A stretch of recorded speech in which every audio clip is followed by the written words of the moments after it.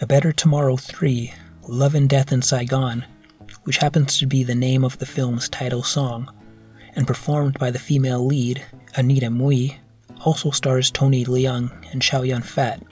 Directed by Sue Hark, I saw an extended version running 2 hours, 8 minutes, 33 minutes longer than A Better Tomorrow, and 25 minutes longer than A Better Tomorrow 2. It's a prequel to the first film. The looming Vietnam War sees 2 cousins, Mun and Mark, attempting to get themselves and Mun's father, Mark's uncle, out of Saigon and back home to Hong Kong.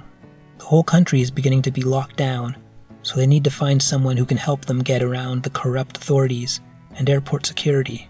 They meet Kit, who's also from Hong Kong. She's an influential business owner who deals regularly with the authorities without issues. She manages to get them through the airport and back to Hong Kong. The movie becomes a soap opera for a while, as Mun goes out with Kit, but she likes Mark, so he lets them be together. But Kit's old flame, Ho, who's been in hiding for the past 3 years, suddenly returns, complicating matters. He threatens Mun and Mark, sending a bomb to their new car repair shop, killing Mun's father, and telling them to leave Hong Kong. Kit believes it's her fault all this is happening to them, so she intends to take care of Ho herself. She goes with him to Vietnam without telling Mark, where Ho needs to pick up some money as part of an inheritance. That's when Mun and Mark decide to go back into war-torn Vietnam to help Kit. I think the story is all right, but this movie is a drag. And I don't mean it's too long, I mean it's a downer. It's a sad love story with some action. The changes in tone are strange. It seems they tried making a movie for everyone, and it ended up for no one. Even a lot of the shootouts have this dramatic, serious, Halloween-type music instead of something exciting. Then there's a dreamy montage where they're shopping and target practicing. Mark shoots a bullet through Mun's coconut drink, and they're laughing about it. Damn, you just nearly killed the guy. Who knows, maybe it was a dream sequence. And near the end, Mun confronts the big baddie, looking like he stepped right out of an anime. He looks ridiculous in comparison to the rest of the movie, even to the previous scene. Kit is a pretty badass character, quite sufficient in firearms. She saves Mun and Mark's butts a couple of times as they adapt to the violence, though I would say the action sequences are the least interesting part of the movie. One other thing I noticed is in almost every scene in the first movie, Mark has a lit cigarette, but in this third movie, the prequel, his cigarettes are unlit.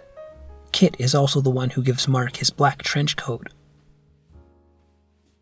I was surprised the writing had some memorable lines. When Mun and Mark first meet Kit, Mark is trying to convince her to help them by saying, "We're doing this for my uncle. You know how these old Chinese are.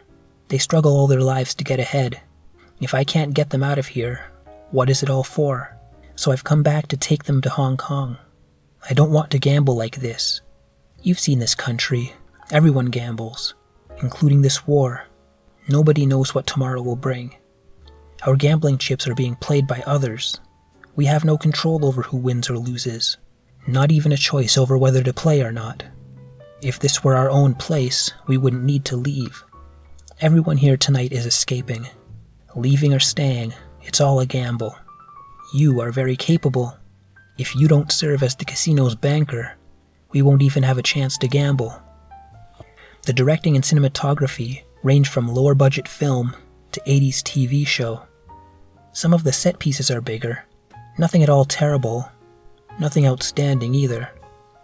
I did like the scene where Ho was threatening Mun and Mark, standing on top of a windy hill overlooking Hong Kong. Overall, A Better Tomorrow is part drama, part action, part soap opera that doesn't completely gel together, and like I said, is a downer of a film.